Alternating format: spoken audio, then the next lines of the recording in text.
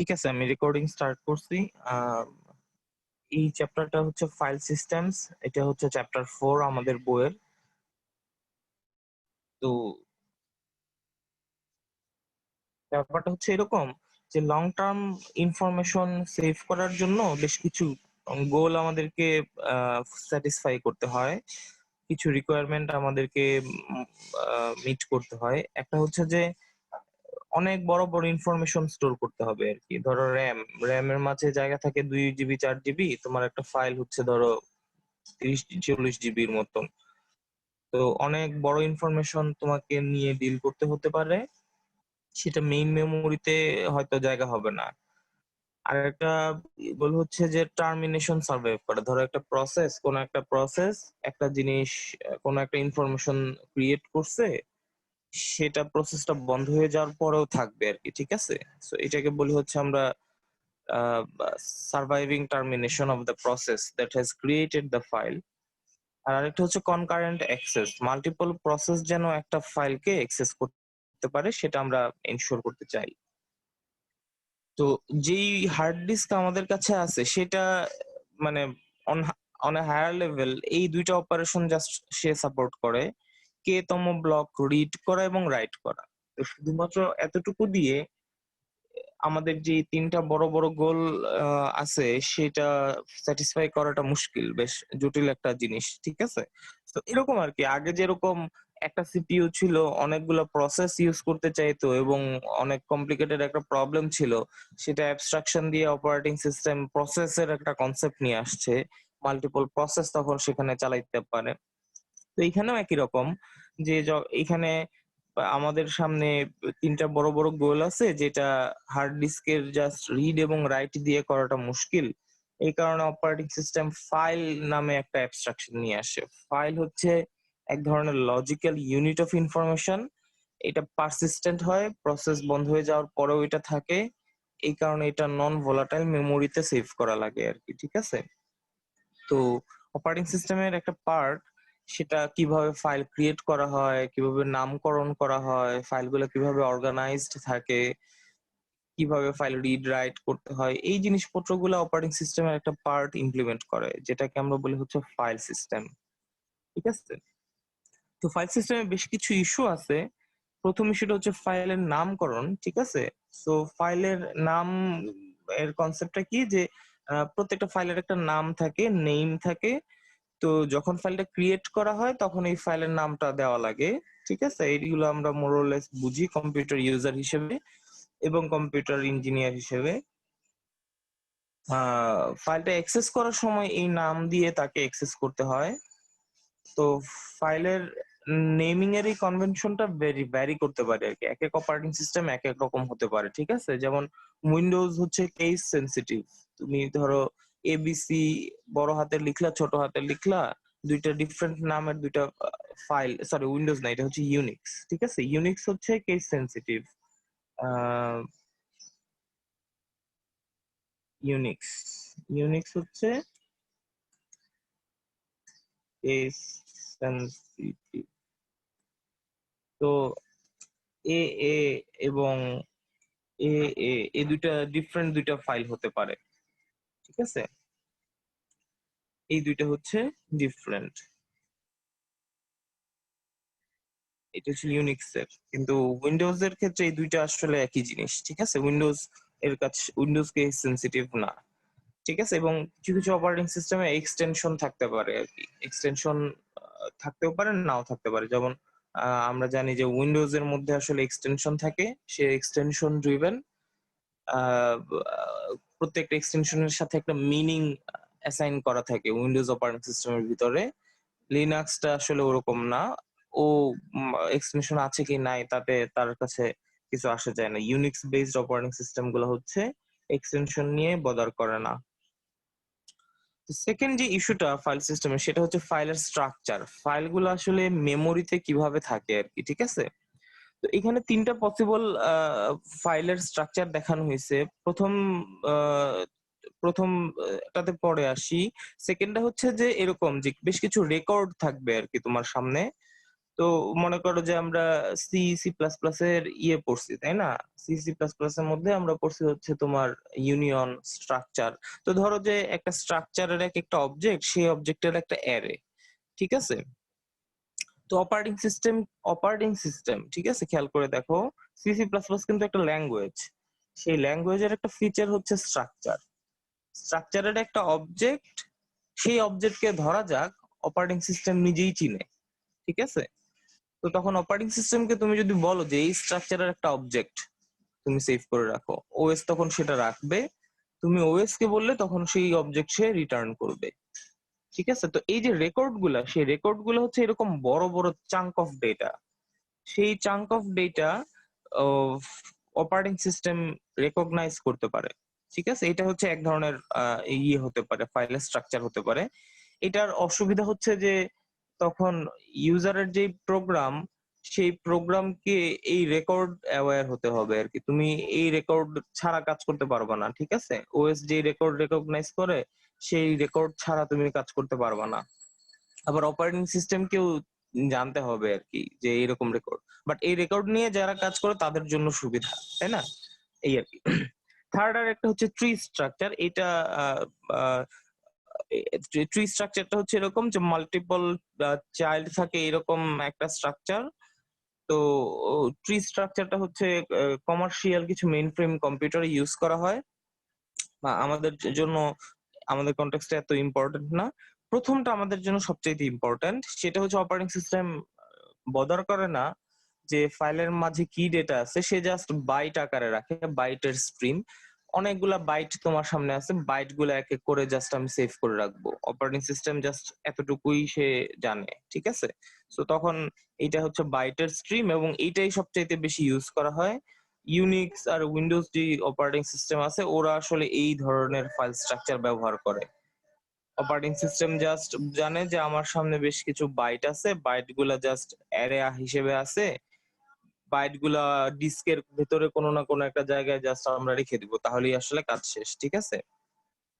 তো এইটাই হচ্ছে ইউনিক্স আর উইন্ডোজ এর ফাইল স্ট্রাকচার। তো থার্ড যে ইস্যু, সেটা হচ্ছে ফাইলের টাইপ গুলা, ঠিক আছে? ফাইলের টাইপ গুলা কি কি? তো ফাইল এই কয়েকটা টাইপের হয়। রেগুলার ফাইল হচ্ছে আমরা যে সমস্ত ফাইল চিনি জানি, ঠিক আছে? এইগুলো হচ্ছে রেগুলার ফাইল। রেগুলার ফাইলগুলোকে অর্গানাইজ করার জন্য ডিরেক্টরি থাকে বা ফোল্ডার। আরো কিছু স্পেশাল ফাইল ওএস এর সামনে থাকে। একটা হচ্ছে ক্যারেক্টার স্পেশাল ফাইল, এগুলো হচ্ছে ইনপুট আউটপুট রিলেটেড, ঠিক আছে? আইও ফাইলগুলো হচ্ছে আইও ফাইল রিলেটেড ফাইলগুলোকে আমরা বলি ক্যারেক্টার স্পেশাল ফাইলস। আর ডিস্ক রিলেটেড কিছু ফাইল আছে, সেগুলোকে বলি আমরা ব্লক স্পেশাল ফাইলস, ঠিক আছে? তো আমাদের এই চ্যাপ্টারে আমরা প্রথম দুইটাতে আসলে ফোকাস করব, রেগুলার ফাইল এবং ডিরেক্টরি। তো ফাইল এক্সিকিউট করা যায় কিনা সেই সেন্সে ফাইল এই দুই রকম হতে পারে, এক্সিকিউটেবল অথবা আর্কাইভ, ঠিক আছে? সো মানে এক্সিকিউটেবল বা নন এক্সিকিউটেবল এরকম আর কি। সো এক্সিকিউটেবল ফাইলের একটা পসিবল স্ট্রাকচার এখানে দেখানো হয়েছে। এটা হচ্ছে ইউনিক্স এই ধরনের স্ট্রাকচার ফলো করে। তো শুরুতে একটা হেডার থাকে, হেডারের মাঝে বেশ কিছু ডেটা থাকতে হয়। সেই ডেটা যদি না থাকে, তখন এই এক্সিকিউটেবল ফাইল ইউনিক্স তখন রান করতে পারে না, ঠিক আছে? এবং এইখানে দেখো যে কম্পাইলারে আমরা যা যা পড়ছি, সেরকম কিছু জিনিস আছে, টেক্সট, ডেটা, রিলোকেশন, বিটস ইত্যাদি ইত্যাদি, ঠিক আছে? Symbol table. এই সিম্বল টেবিলটা যদিও ডিফারেন্ট।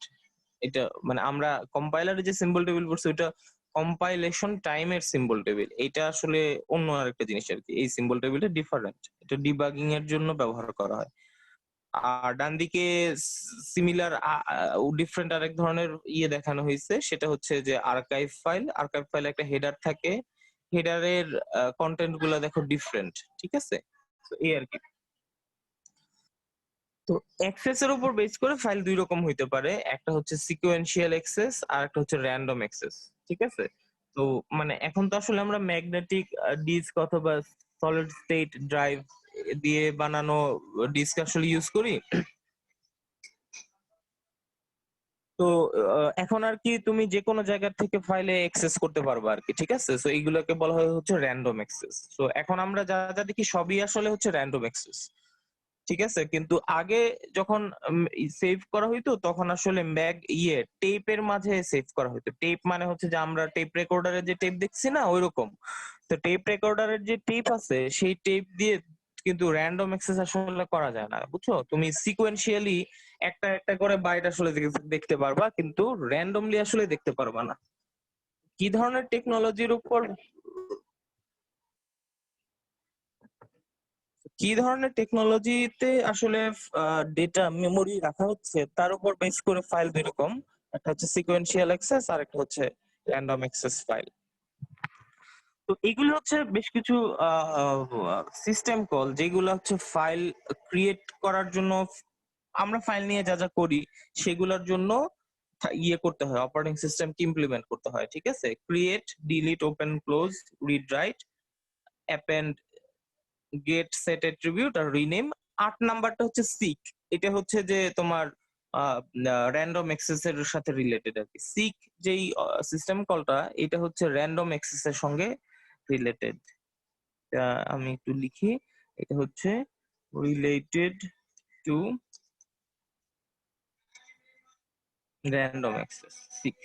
সো এটার মানে কি, সিক মানে হচ্ছে যে আমরা আগে ধরো যখন টেপ রেকর্ডার থাকতো তখন আমরা ঘুরায় ঘুরায় কোনো একটা পজিশনে গেলে তখন অন্য আরেকটা গান শুনতে পারতাম, তাই না? তো সিক হচ্ছে এই কাজটা করে আর কি। তুমি ধরো একটা ফাইল জাস্ট ওপেন করছো, হ্যাঁ, তুমি মনে করো একটা ফাইল জাস্ট ওপেন করছো, তো তুমি যখন ওপেন করছো তখন তুমি যদি রিড করো, রিড বা রাইট করার জন্য ফাইলকে ওপেন করা লাগে আর কি। ঠিক আছে, সো তুমি যদি ওপেন করো, ওপেন করার পরে যদি তুমি রিড অথবা রাইট করো, তখন ফাইলের কার্সরটা হচ্ছে শুরুতে এবং পয়েন্ট করে থাকবে এবং একটা একটা করে আগাতে থাকবে।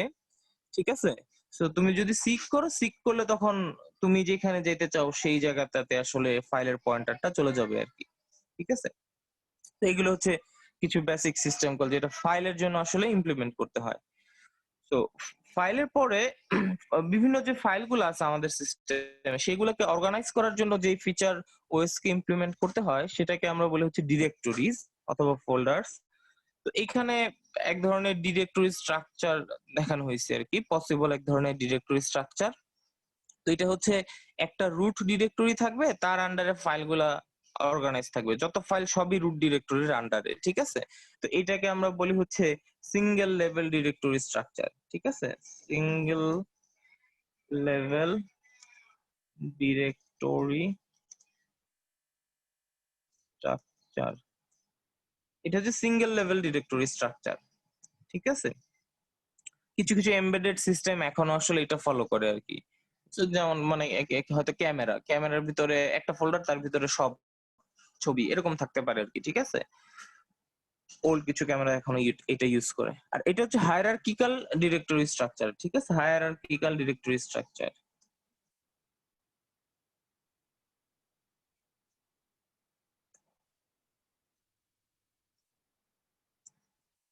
হায়ারার্কিক্যাল ডিরেক্টরি স্ট্রাকচার হচ্ছে কি যে সিঙ্গেল লেভেল যেটা বাম দিকের এটা ইমপ্লিমেন্ট করাটা ইজি, হায়ারার্কিক্যালটা অতটা ইজি না, কিন্তু হায়ারার্কিক্যালটা আসলে আমাদের নিজেদের কাজের জন্য লাগে আর কি। ঠিক আছে, এখানে যেমন ধরো রুট ডিরেক্টরি আছে, তারপরে একটা ইউজারের ডিরেক্টরি, তার আন্ডারে তার কিছু ফাইল, বি ইউজারের ডিরেক্টরি, তার আন্ডারে বি ইউজারের কিছু ফাইল, ইত্যাদি ইত্যাদি এরকম এরকম আছে আর কি। ঠিক আছে, তো এটা হচ্ছে হায়ারার্কিক্যাল ডিরেক্টরি স্ট্রাকচার, এবং আমরা যা যা দেখে অভ্যস্ত সেটা হচ্ছে হায়ারার্কিক্যাল ডিরেক্টরি স্ট্রাকচার, এই আর কি। এবং যখনই হায়ারার্কিক্যাল ডিরেক্টরি স্ট্রাকচার আমরা দেখতেছি তখনই বেসিক্যালি আমরা যেটা দেখি সেটা হচ্ছে একটা ট্রি। ঠিক আছে, কোনো একটা রুট ডিরেক্টরি, তার আন্ডারে বেশ কিছু ডিরেক্টরি থাকে, তার আন্ডারে আরো কিছু ডিরেক্টরি, তার আন্ডারে আরো কিছু ডিরেক্টরি। তো এইভাবে আমাদের সামনে একটা ট্রি আমরা দেখতে পাই, এটাকে আমরা বলি হচ্ছে ডিরেক্টরি ট্রি।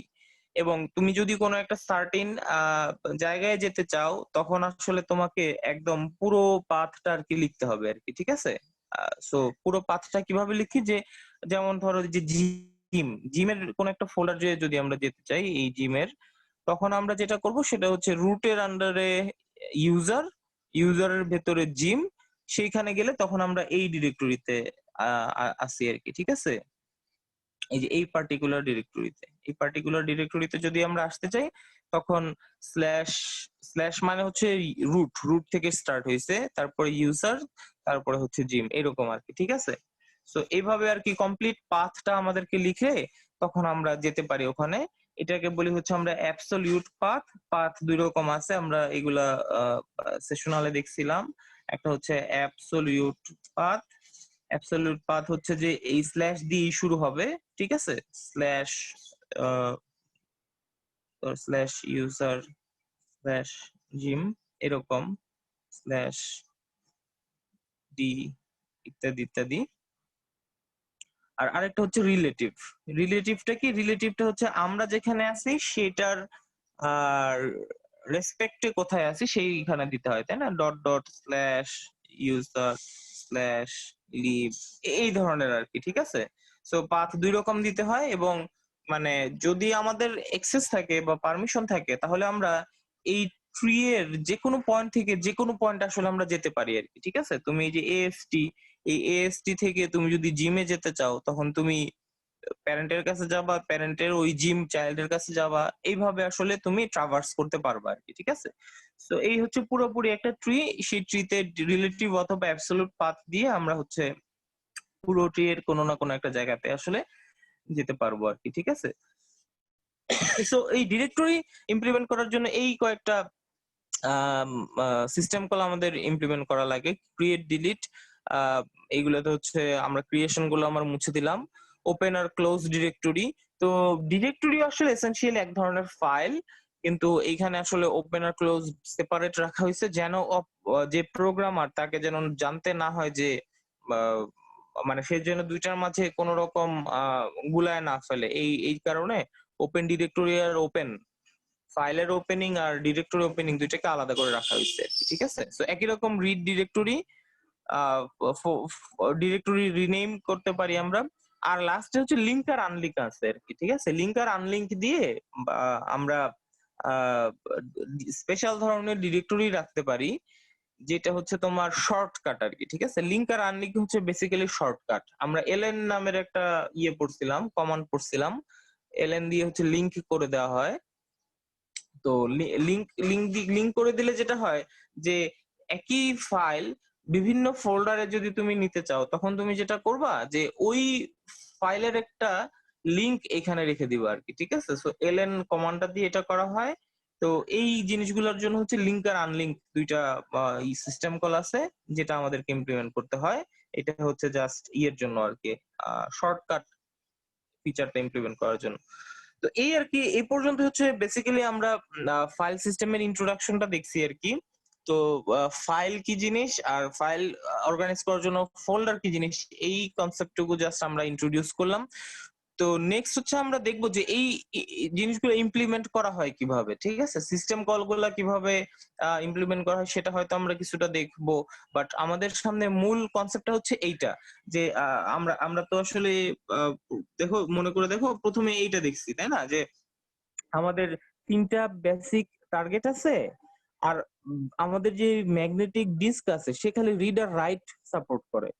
তো কে তম ব্লক রিড রাইট করবা সেটা দিয়ে তুমি কিভাবে কনকারেন্ট এক্সেস, কিভাবে ব্লাড ইনফরমেশন স্টোর করবা, এই জিনিসগুলো তুমি কিভাবে অ্যাচিভ করতে পারো, ঠিক আছে? তোমার সামনে একটা ডিস্ক আছে, হার্ড ডিস্ক আছে। সেই হার্ড ডিস্কটা ম্যাগনেটিক ডিস্ক হইতে পারে, সলিড স্টেট হইতে পারে, যেরকমই হোক না কেন। এই ডিস্কের মাঝে তুমি জাস্ট তুমি যদি কোনো একটা বলো ডিস্ককে যে কে নাম্বার ডিস্ক রাইট করো, তখন ওই হার্ডওয়্যার কিছু একটা করে, কে নাম্বার ডিস্ক রাইট হয় অথবা সেটা রিড করে আনতে পারো। এই দুই ছাড়া তোমার সামনে আর কোনো অপশন নাই, এই দুই ছাড়া তুমি কিছুই করতে পারো না, ঠিক আছে? সো এই দুইটা কাজ দিয়ে কিভাবে অপারেটিং সিস্টেম সবকিছু মার্জ করে ফাইল একটা অ্যাবস্ট্রাকশন দেয়, সো সেইটা হচ্ছে আমরা নেক্সট দিন থেকে দেখবো। এটা হচ্ছে বেসিক্যালি কিভাবে ফাইল সিস্টেম ইমপ্লিমেন্ট করা হয়, ঠিক আছে? সো এটা হচ্ছে আমরা নেক্সট ক্লাসে দেখবো আর কি। তো ঠিক আছে, থ্যাংক ইউ। তোমরা অনেকে আসলে পরে ক্লাসে জয়েন করছো। আমি দুঃখিত, আমি আসলে ঢুকতে পারতেছি না, একটু সমস্যাই হচ্ছে।